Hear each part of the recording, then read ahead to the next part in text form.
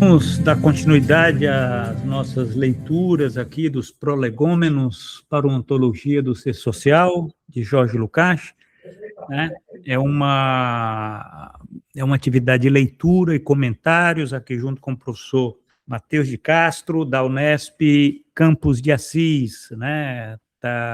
Esse programa aqui de Conversando com Lukács, e tentando, através dessa leitura, tentar tecer reflexões, tanto sobre as posições que Lukács coloca, né, as questões sempre, a perspectiva ontológica, né, que é fundamental para que a gente possa, inclusive, ter o renascimento do marxismo, né?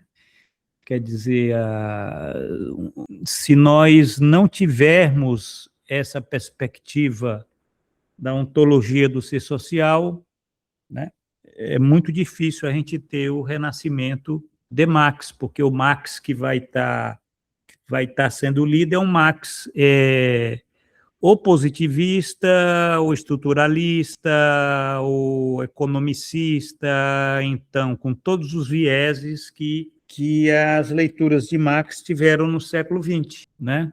Principalmente com o stalinismo, né? O stalinismo,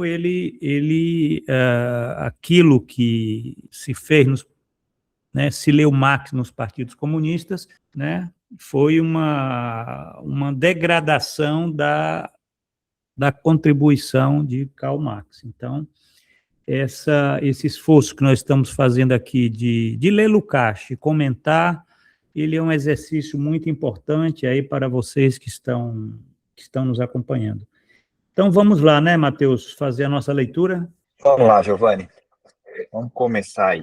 Então, retomando aí para quem nos ouve, ele vinha falando aí sobre essa questão da produção do conhecimento, a questão da ideologia, né? E ele cita aí, ele vem trazendo como o conhecimento foi sendo atingido pela questão, a produção do conhecimento vem sendo atingido pela questão da ideologia, e nem o marxismo esteve livre disso, né? Então, em linhas gerais, é isso que ele vem trazendo. E como essa tentativa de desideologização, que é uma outra forma ideológica de olhar para o conhecimento científico, como se ele fosse algo destacado, né, do mundo e das coisas, atinge também a forma de olhar para o marxismo. Ele faz a crítica aqui aos revisionistas, enfim, né, e essa ideia de que não existe aí uma conexão com a política, com a questão econômica, com a questão da consciência, com a questão do trabalho, as questões outras vinculadas aí à produção do conhecimento, né?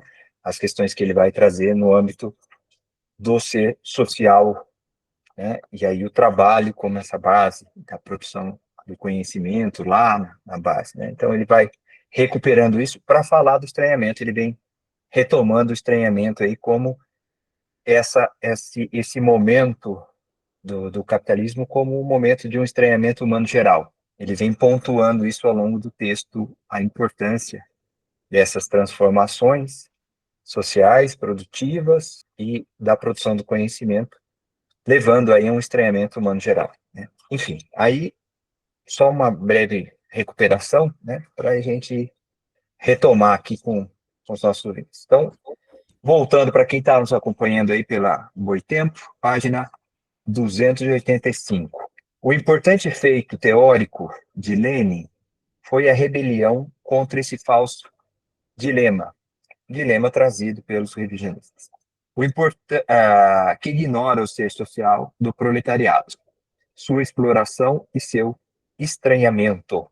Mas tal ato não contém uma análise nova, mais profunda da transformação da própria situação ontológica econômica. Quando Lenin pensou tê-la encontrado mais tarde na economia do imperialismo, apontou, como ao mesmo tempo fez Rosa Luxemburgo, com muita razão, para uma das mais importantes manifestações da situação econômica modificada. Ambos, porém, em suas análises críticas, não atingem as categorias econômicas fundamentais. Rosa Luxemburgo contrasta a praxis revolucionária espontânea do proletariado com o oportunismo de seus dirigentes em um funcionamento normal do capitalismo. E com isso chega a concepção de uma necessária manifestação automática e espontânea do fator subjetivo em situações objetivamente revolucionárias, ou pelo menos voltadas para possibilidades revolucionárias. A análise de Lenin foi mais crítica com relação a isso. Às vésperas da Revolução de Outubro, polemizando contra Zinoviev, ele mostra que mesmo rebeliões espontâneas e contundentes do fator subjetivo contra o sistema capitalista dominante têm um caráter alternativo, podendo também, portanto, espontaneamente tornar-se diretamente reacionárias. Essa crítica justa vincula-se a uma análise correta e profunda das possibilidades gerais de ação dos seres humanos no capitalismo, com o reconhecimento de que a mera rebelião espontânea dos seres humanos, que permanece particular, ainda que atinja as massas, não vai além, de modo necessário e espontâneo, do horizonte do capitalismo. Quando o que fazer, né, ele está se referindo aí ao livro, né? Quando, em O que fazer, ele coloca a espontaneidade, que chama de tredeunista, no mesmo plano do terror individual dos socialistas revolucionários, sua crítica ideológica é amplamente válida, também para ações atuais de puro espontaneísmo. A saída desse atoleiro pela mera espontaneidade, que caracteriza a maneira normal de agir dos seres humanos particulares, é o que Lenin, também com razão, procura em sua superação ideológica, baseada no fato de que a superação da particularidade, com todas as suas consequências no plano da ação e da teoria, só pode ser uma consciência trazida de fora para o ser humano, uma consciência política de classe. Ele descreve esse fato da seguinte maneira: a consciência política de classe só pode ser trazida ao trabalhador vinda de fora, isto é, fora da luta econômica, fora da esfera das relações entre trabalhadores e patrões. O único campo no qual é possível atingir esse saber é o campo das relações de todas as classes e camadas com o Estado e o governo. O campo das relações recíprocas entre todas as classes. Perfeito, ótimo. Isso aqui está muito interessante. Deixa eu ver. Vamos ler mais esse parágrafo e a gente comenta.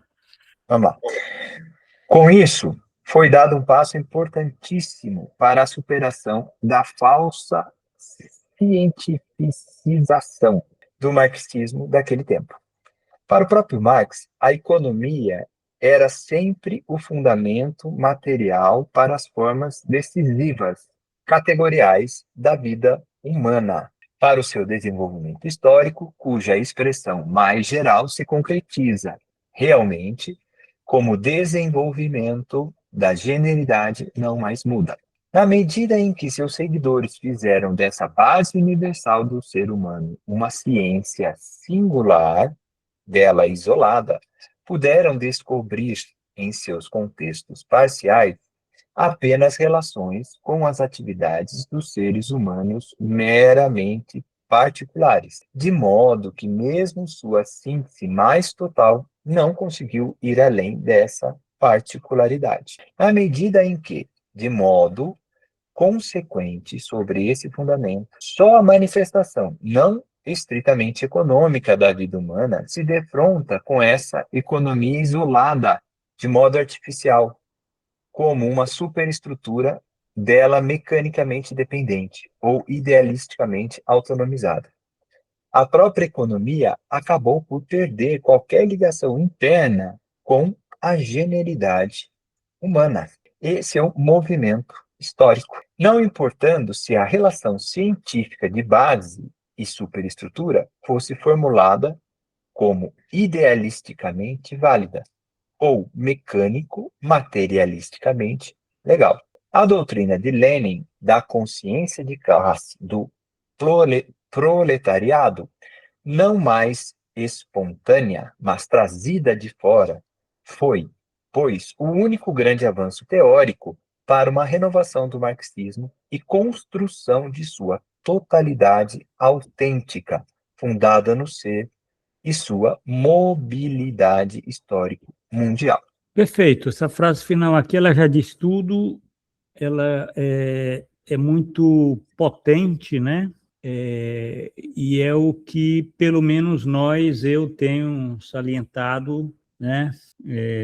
Como comunista, não é novidade, né? Quer dizer que não podemos cultuar o espontaneísmo, né? Quer dizer, a consciência de classe do proletariado, ela é trazida de fora, né? Isso aí é um princípio que se esqueceu, né? E havia todo um debate, eu lembro, na década de 1980, entre o PT e os comunistas, né, porque o PT ele tinha muito essa leitura, né, o pessoal da igreja, os sindicalistas, essa leitura de que é do culto do espontaneísmo das massas, né? É claro que tinha um viés também luxemburguista, então, e o Lukács aqui, ele é muito direto, ele fala, e no final ele diz, a doutrina de Lenin, né, da consciência de classe do proletariado, né, o único grande avanço teórico para uma renovação do marxismo. Gente, isso é uma afirmação muito, muito contundente e que é válida até hoje, né? Quer dizer, sem um partido político, né? Quer dizer, quando a gente fala partido, a gente está falando de um partido político, né? Quer dizer, e sem partido político, você não tem uma consciência política de classe, né? Então, sem um partido político, um partido político, você não tem futuro. Não tem futuro. Não é espontaneamente que as massas elas vão construir um horizonte que não seja aquele horizonte do capitalismo, né? Isso daí foi essa doutrina aqui de Lenin foi de fato uma das grandes verdades, né? Da teoria da praxis, né? De Marx, né? Isso é claro que veio a se tornar muito mais candente no século XX, né? Por conta do revisionismo, do oportunismo, da manipulação, né, da própria presença dessas instituições, né, que muitas vezes elas colocam uma névoa, né, nessa perspectiva de que você tem a necessidade dessa consciência política, né, consciência política de classe. Isso explica por que no Brasil, né, a grande tarefa da ditadura de 1964, né, eles foram vitoriosos, foi de cortar a cabeça dos partidos políticos da classe, né? Do partido político da classe. Então, isso é que é interessante. Eles acabaram ali, quer dizer, os partidos comunistas acabaram ali. Depois, quando voltou a redemocratização, os partidos comunistas eram meramente uma caricatura do que eles tinham sido, né? Então, é uma coisa curiosa. E os partidos comunistas, é claro que eles tinham essa perspectiva dessa doutrina de Lenin, né? Diferentemente das outras correntes, né? Das correntes de esquerda, que inclusive fundaram o PT, que eram correntes que ficavam no nível do tredionismo, né? Do sindicalismo, né? Do espontaneísmo, né? E do culto do espontaneísmo, que deu, né? Que isso daí que está na raiz, inclusive, desse grande líder, né, ex-grande líder popular, que é o Luiz Inácio Lula da Silva, que ele ascendeu com essa ideia de que basta, não precisa de uma consciência, né, as massas não precisam de uma consciência política de classe, né? Elas não precisam de uma consciência política de classe.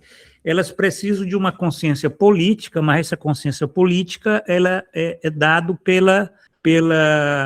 pelas instituições da ordem, né? Pelos partidos da ordem, os mandatos parlamentares, quer dizer, no plano do horizonte capitalista, né? Quando Lenin colocou esse ponto é porque ele estava pensando em algo, um outro horizonte, não era ficar no horizonte do capitalismo.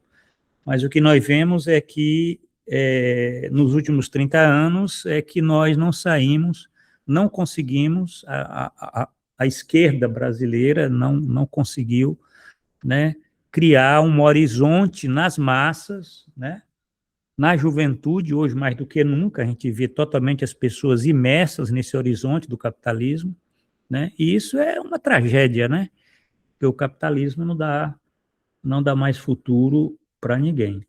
Bom, eu vou abrir aqui, Matheus, se você quiser comentar alguma passagem que eu esqueci, mas é isso que eu queria falar.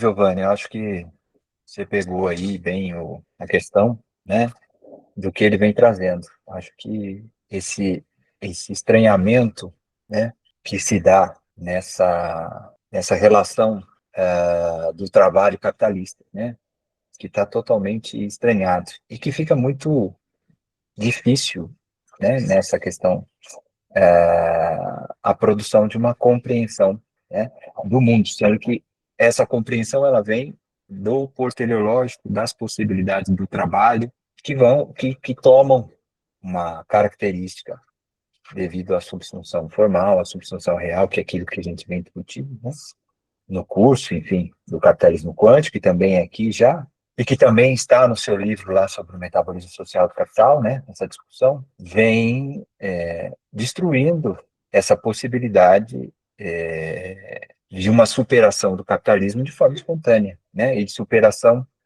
vinda do movimento da classe, né, como se houvesse aí uma teleologia, né, que ficasse na classe. Isso talvez poderia até ser lido no Lukács, da história e consciência de classe, pode ter até uma crítica lá atrás, mas depois essa ação da classe é revista, né? O agente aí, o sujeito da praxis, são as individualidades, né? E essas individualidades capazes, individualidades livres, né? E liberdade aí para ele estar no caso da questão do conhecimento, a possibilidade de conhecimento da realidade, produção de produzir esse conhecimento da realidade para além da sua particularidade, né? Que é uma coisa que ele vem discutindo aqui, né?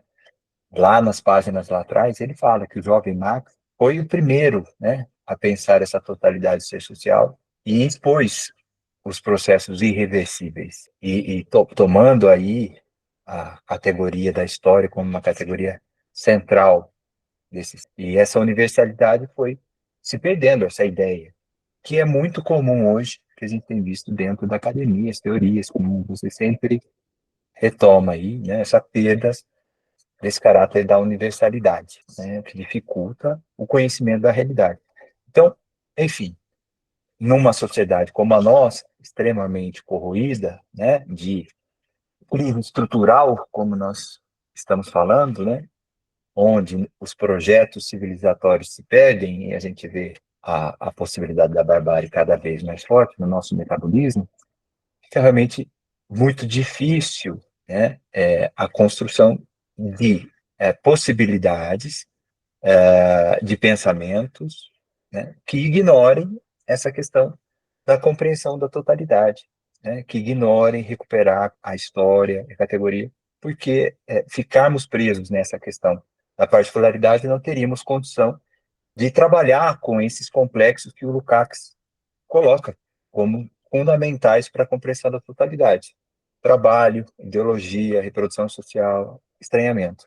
Sem a articulação desses complexos, né, dentro da sua historicidade, fica muito difícil pensar. Então, acho que a sua fala foi ligando todas essas coisas de um jeito importante. Acho que a gente pode seguir aqui na leitura.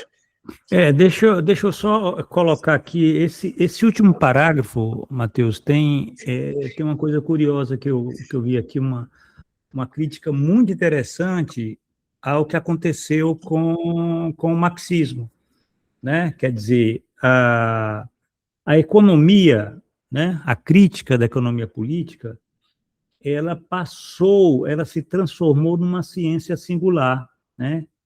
Quer dizer, isolada dessa base universal do ser humano. Quer dizer, se tornou meramente uma ciência singular, uma ciência particular, economia, vamos dizer. Você é formado em economia, então você está discutindo o capital, você discute a partir dessa perspectiva de uma ciência singular. Ao fazer isso, Lukács diz, você perde. O que é que você perde? Você perde essa perspectiva que ele está querendo colocar, essa perspectiva ontológica, né? Essa perspectiva de ir além da mera particularidade, né? Quer dizer, ficar numa manifestação estritamente econômica da vida humana. Quer dizer, a economia se torna uma esfera isolada, artificial, da vida social, né? E isso vai se perdendo qualquer ligação com a generalidade humana, né? O movimento histórico. Então, quer dizer, ele está dizendo essa deformação que o marxismo sofreu quando se identificou Marx como economista e a crítica da economia política como uma ciência singular, uma isolada dessa, né? Isso caiu naquilo que ele critica, que é a questão, né? Caiu no particularismo, né? Isso, de um certo modo, impediu que se fizesse essa síntese, né? Essa síntese mais total, né? Que vai além dessa particularidade que estava no projeto de Marx, né? Quer dizer, essa é uma questão muito séria, porque dentro da academia é onde você vê mais essa posição, né? Quer dizer, essa posição assim de que o Capital é um livro da economia. Você encontra lá quem é que discute o Capital? Os economistas, né? Mas você não vê outras áreas, disciplinas discutindo o Capital, porque ali é economia. Então, quer dizer, essa é uma visão equivocada, né? Quer dizer, porque ali você tem todo um movimento, né? Que vai fazer com que, de um lado, você tenha essa base, né, de uma ciência singular, que é a economia, que está reduzida a uma mera particularidade, onde os próprios, o ser humano ele se torna meramente, né, ele se torna meramente a ação desse ser humano, uma ação meramente particular, né, isolada de uma perspectiva de generalidade. E, por outro lado, você tem quer dizer, você contrapõe uma estrutura a uma superestrutura, que também está mecanicamente, né, dependente dessa estrutura, mas isolada, né, e que geralmente se torna uma coisa meio idealista, né, autonomizada, a superestrutura, porque a questão da política, né, a questão da psicologia, a questão dessas disciplinas que elas estão nesse campo da superestrutura, mas idealisticamente autonomizada, né? Porque perderam essa relação com essa base material. Então, essa é a grande miséria do marxismo no século XX, né? Além daquela miséria da questão que a gente estava comentando aqui, da prática política, do espontaneísmo, que não né, vê a importância de uma consciência trazida de fora, né, quer dizer, uma consciência de classe do proletariado, além dessa miséria que está na praxis, né, na praxis do proletariado, que é uma forma de estranhamento, é claro, né, você tem essa outra miséria que se dá no que diz respeito a essa falsa cientifização do marxismo, né? É uma falsa cientifização, porque, tipo assim, não, o marxismo, para ser científico, ele tem que abraçar essa ciência singular, né? Então, abraçou a economia, né? E a gente vê isso muito entre marxistas, né? Marxistas que discutem aí a crise capitalista, geralmente são economistas e que para eles o marxismo é aquilo que eles discutem, meramente a economia como ciência singular, a economia como essa estrutura, né, estrutura econômica, ah, inclusive aquelas questões das próprias contradições fundamentais, elas são reduzidas meramente àquela leitura que eles fazem da crítica da economia política. Agora, o Marx entendido como Marx economista, né? Quando o Marx não era um economista, nunca foi um economista, mas isso está na ideia, na cabeça das pessoas, né? E aí você vê, por exemplo, no curso de psicologia, por que ninguém lê o Capital? Porque o Capital é um livro de economia, né? Muito menos na sociologia ninguém lê o Capital. Por quê? Porque é um livro de economia, né? Agora, os economistas, eles têm a prerrogativa, eles batem no peito, eles dizem, nós somos economistas, nós podemos estar discutindo o Capital, né? Então, essa é uma posição, acho que o Lukács, ele colocou o dedo na ferida, mais um parágrafo precioso aqui para nós. Bom, vamos lá.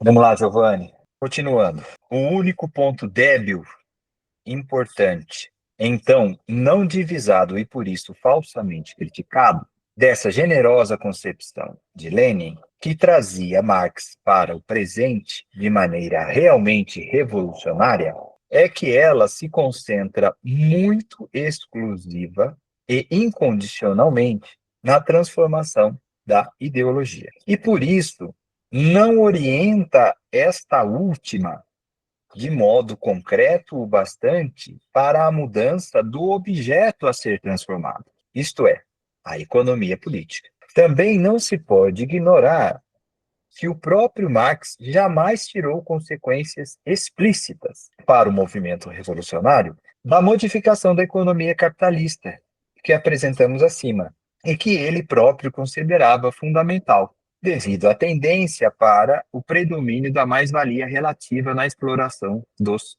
trabalhadores.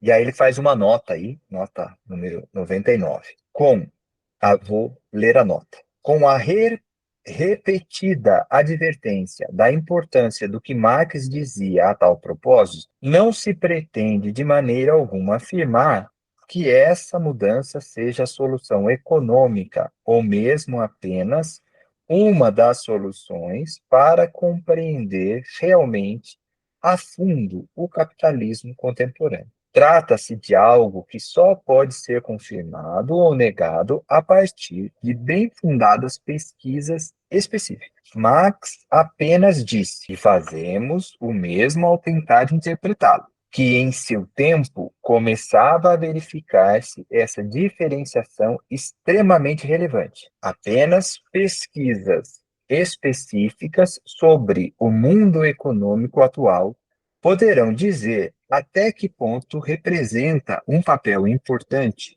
ou episódico na razão econômica do capitalismo contemporâneo, se como categoria transitória será significativa ou desprezível. Esta avaliação não tem, portanto, nenhuma pretensão de assumir alguma posição concreta sobre a questão. Voltando ao texto, ao corpo do texto. Também em Lenin falta qualquer alusão para esclarecer se a sua importante distinção entre consciência de classe trade unionista e consciência de classe política foi provocada por uma mudança no ser social do capitalismo e se teria relação especificamente com essa mudança, ou se seria igualmente válida para qualquer estágio do desenvolvimento. Assim, tudo se limita a uma importante confrontação ideológica de dois tipos de comportamento. Isso teve consequências funestas no desenvolvimento posterior. Tal universalidade ideológica parecia, para Stalin e seus seguidores, oferecer a possibilidade de apresentar sua própria ideologia política, que, em algumas questões importantes,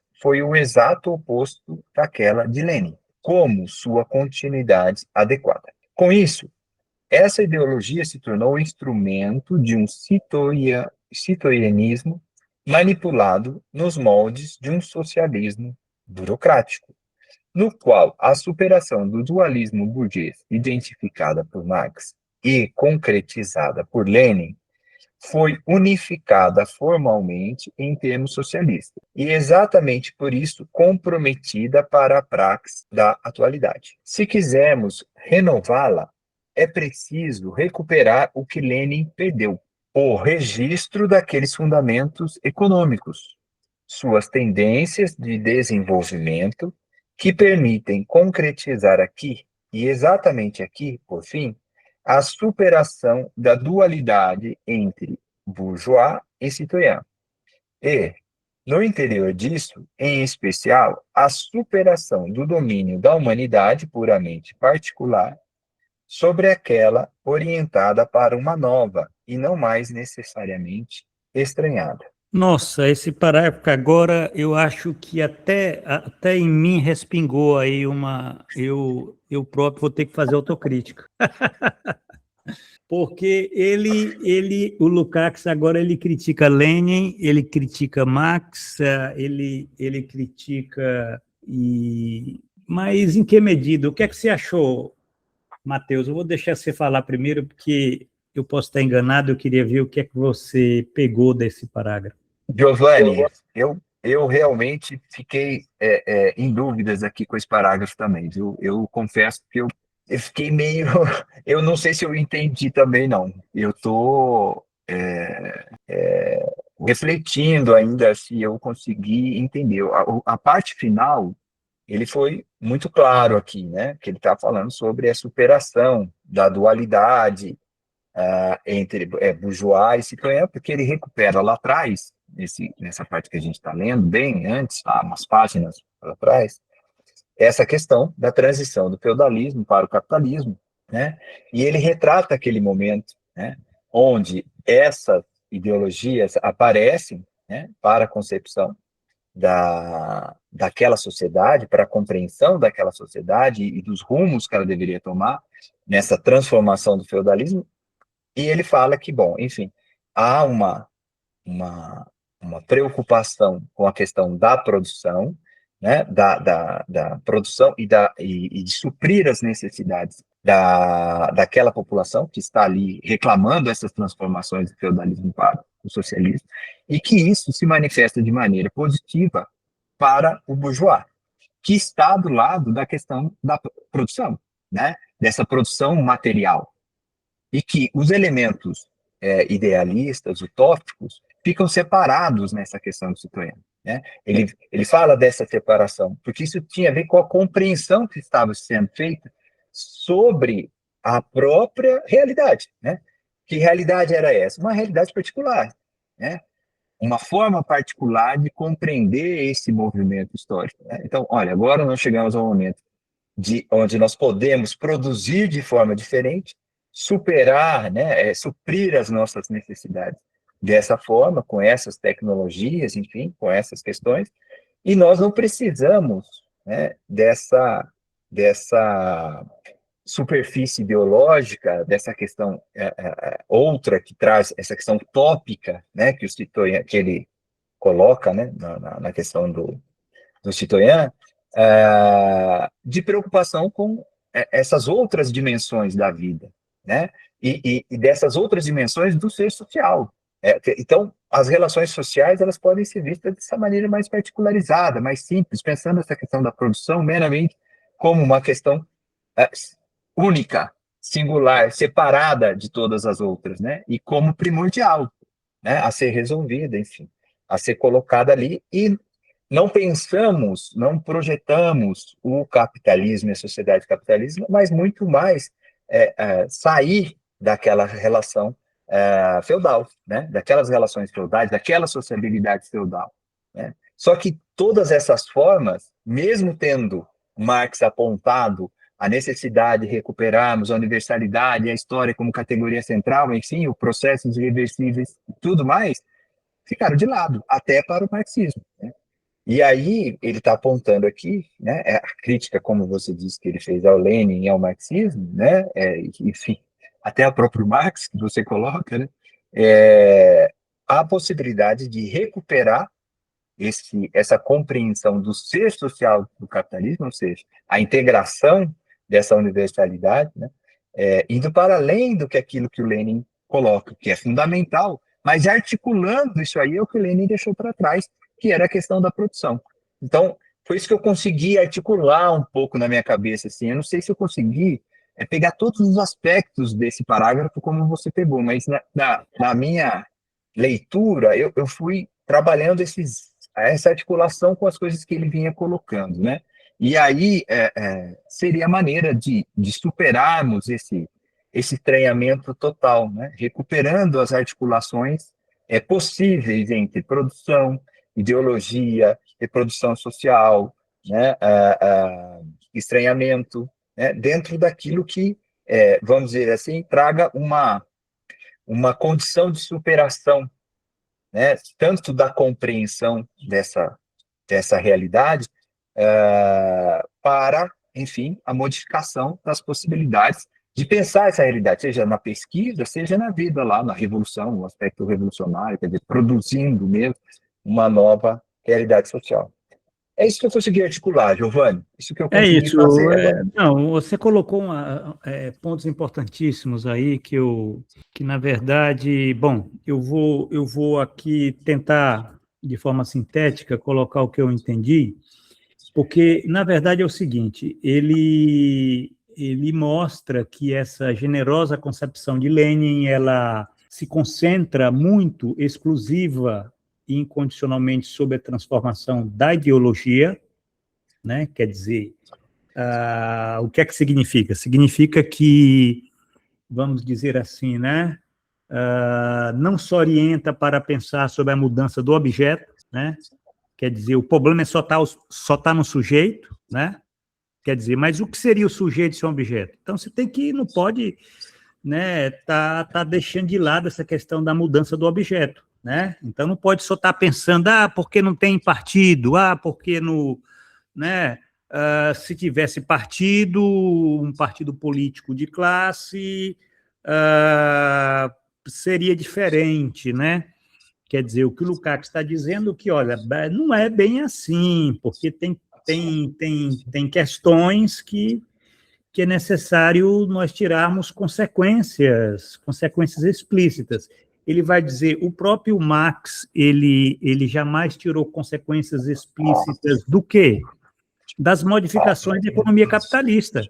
Quer dizer, uma economia capitalista que se caracteriza pela tendência para o predomínio da mais-valia relativa, ela, na verdade, ela pode estar colocando questões no que diz respeito ao ser do proletariado, né?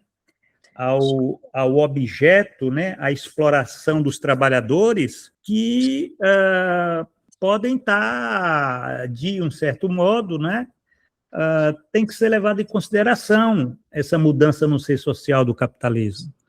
Né? Quer dizer, o capitalismo de hoje não é o capitalismo de Marx, nem o capitalismo de Lenin, nem o capitalismo de Gramsci. Então, você tem mudanças no ser social do capitalismo que é necessário que se investigue, né? Para nós não ficarmos meramente na questão da confrontação ideológica, só meramente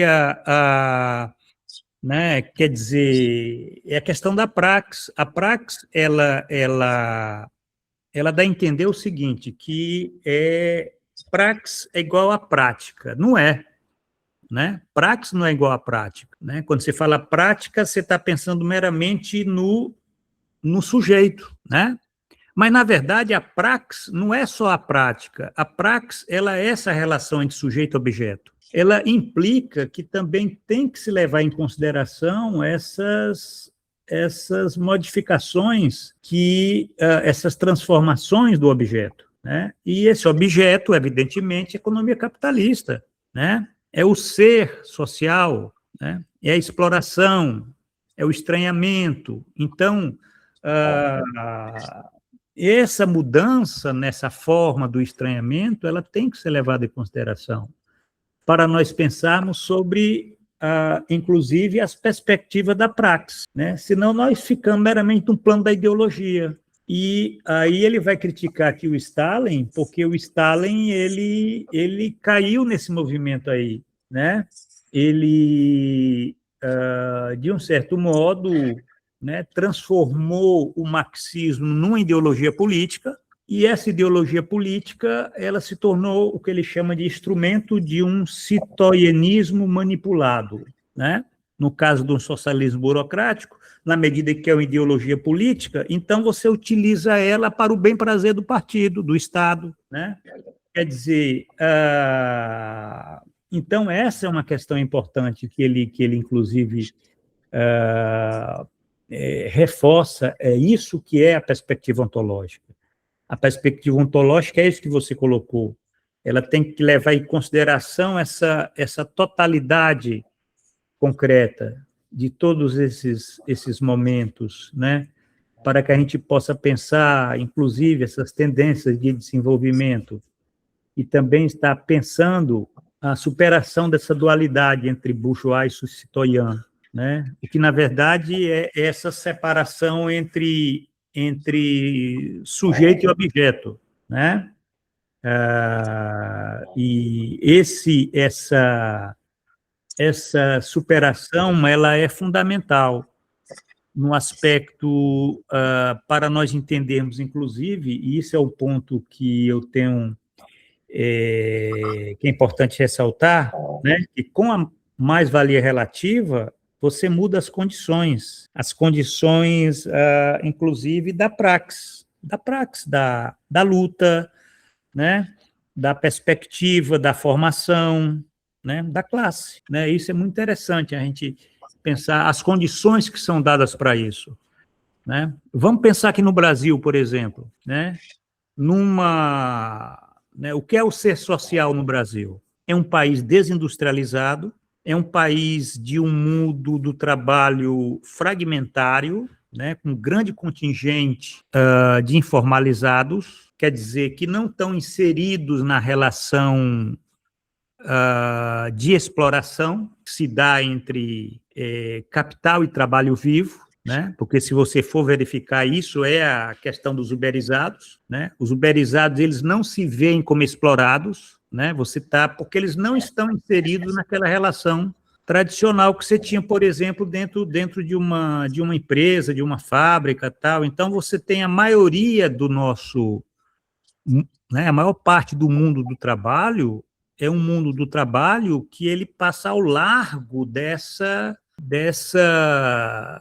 contradição viva entre capital e trabalho vivo. Então, esse é o jeitão aí do ser social, né, do capitalismo brasileiro. Então, como é que nós podemos pensar, por exemplo, uma praxis que tem um outro horizonte, né, para além do capitalismo, né? E isso explica, de um certo modo, o poder e a força da ideologia do empreendedorismo, né?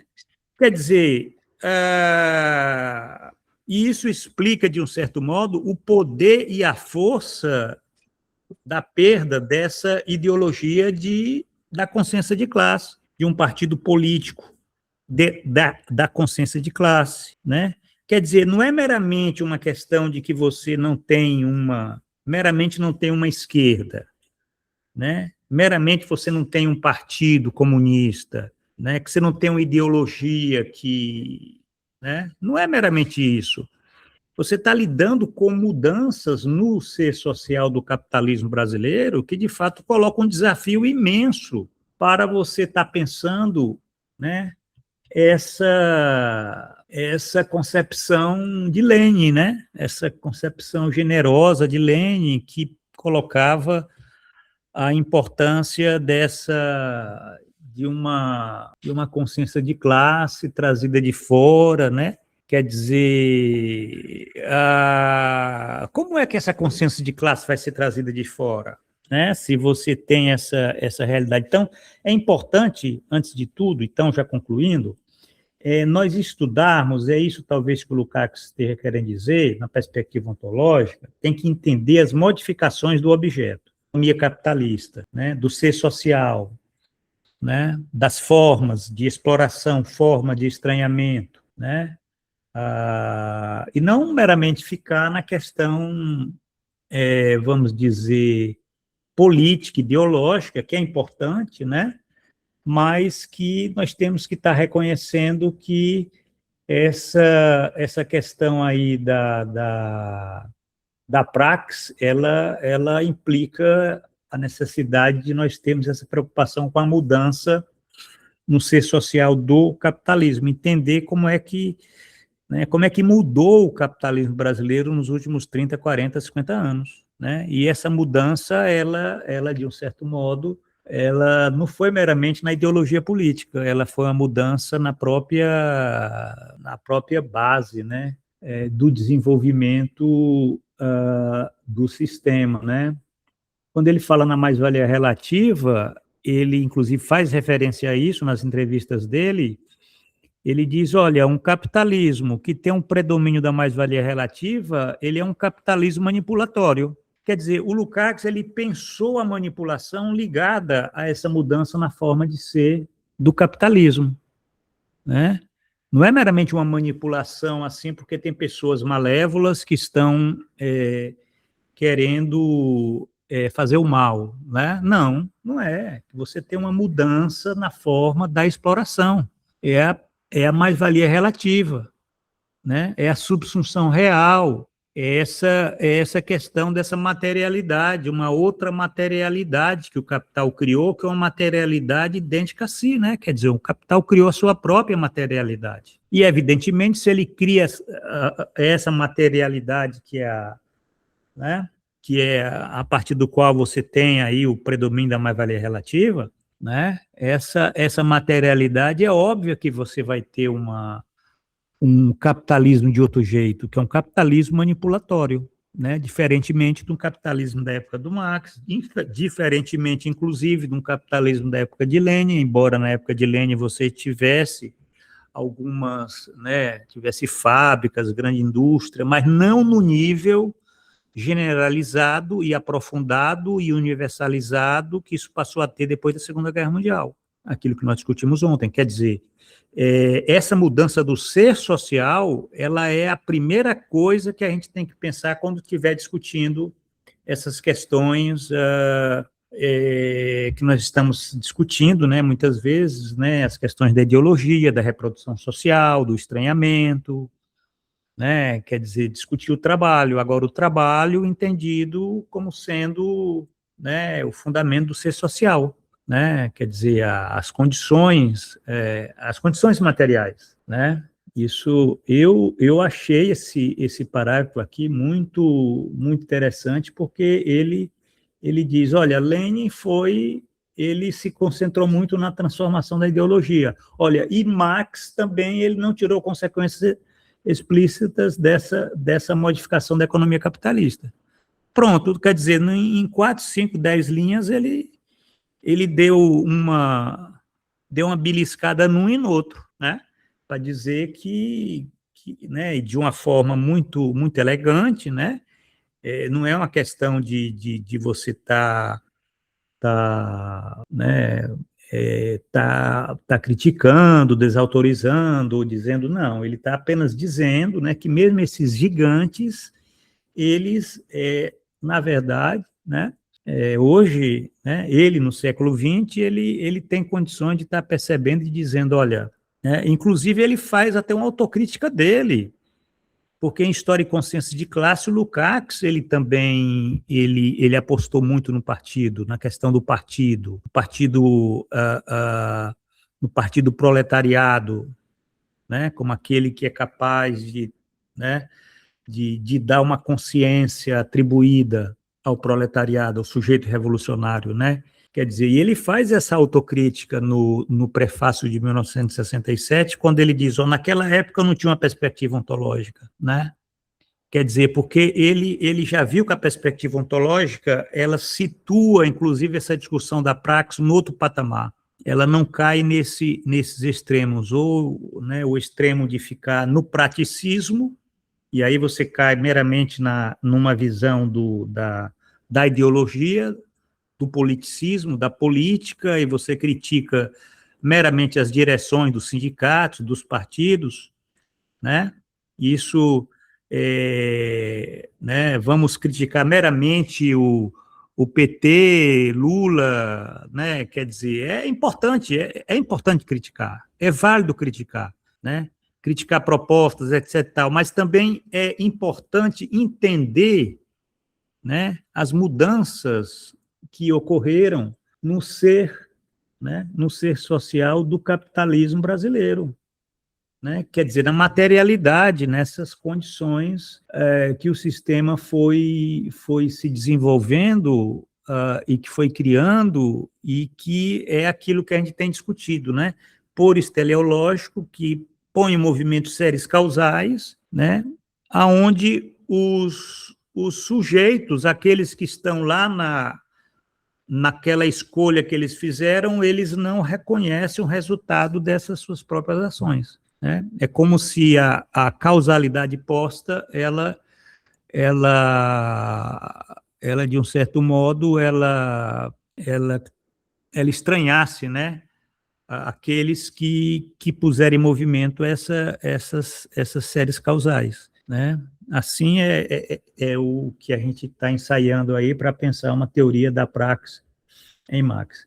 Bom, dito isso, gente, esses parágrafos, cada um aqui dá realmente... Aí eu te pergunto, Matheus, tem mais um parágrafo pequeno? Você quer... vamos Sim. ler esse daqui e concluir? Vamos, porque eu acho que ele fecha bem essa discussão, Giovanni. Vai deixar a coisa bem amarrada para quem está nos ouvindo e para nós mesmos. Vamos lá. Vamos lá.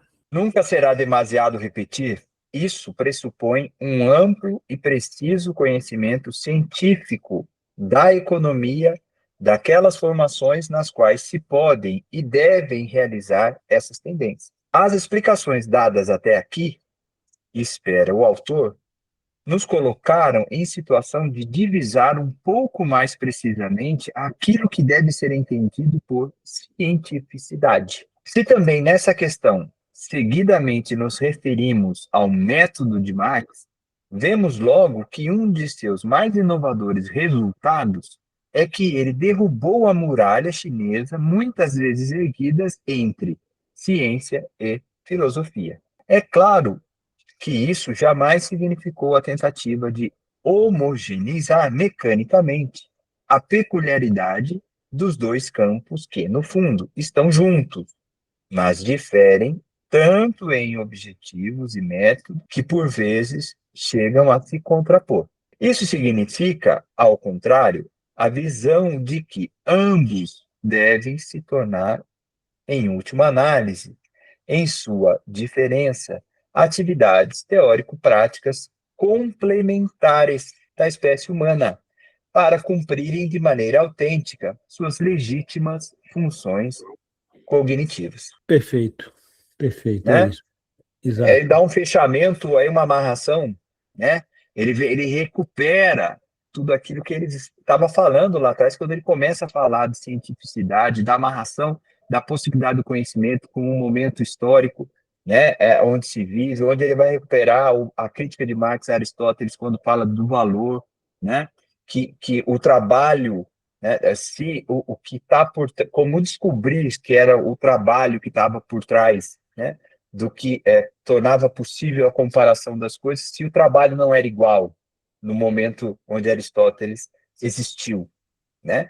Então, quer dizer, todas essas questões do conhecimento humano, também ele não entra aqui na questão estética, né? Mas poderíamos pensar também, né? Essa dimensão, elas se contrapõem, elas são diferentes. Nós não devemos dizer que é tudo a mesma coisa, ciência, filosofia, mas elas são todas possibilidades que devem ser levadas em consideração se nós quisermos realmente produzir um conhecimento que nos possibilite uma praxis transformadora, uma superação, né, vamos dizer assim, das contradições fundamentais da nossa época. Um renascimento do marxismo, não só no sentido do conhecimento que se produz dessa realidade, mas também das suas possibilidades de transformar essa realidade. Acho que esse parágrafo fecha com isso. O que você acha, Giovanni? Eu concordo, mas agora nesse parágrafo, né, depois do Lukács ter dado uma beliscada em Lenin e Marx, ele deu uma beliscada nele, né? Porque ele próprio é vítima, né, desse século, né, século XX, que construiu essa muralha, né, chinesa entre ciência e filosofia. Né? Basta ver hoje, por exemplo, aqui os nossos marxistas filósofos, né? Filósofos lukácianos, tal, eles são ignorantes, né? Em discutir a economia, a crítica da economia política, a economia das formações capitalistas, ter esse conhecimento científico da economia do século XXI, né? Quer dizer, eles são muito bons naquilo que a universidade ensinou eles a fazer, filosofia, né? Mas a ciência fica para...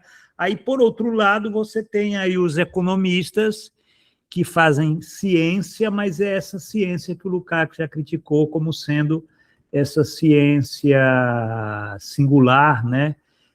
Particular, isolada, né? Que não faz essa discussão aí sobre a questão, sobre as questões filosóficas, né?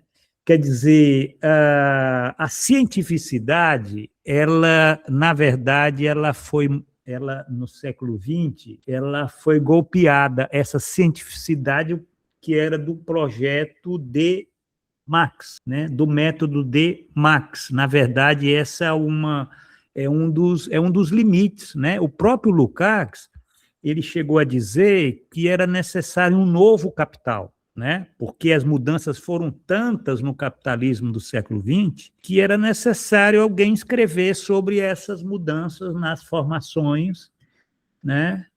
O conhecimento científico da economia dessas formações do século XX, né? E do século XXI, essa discussão que a gente faz aí sobre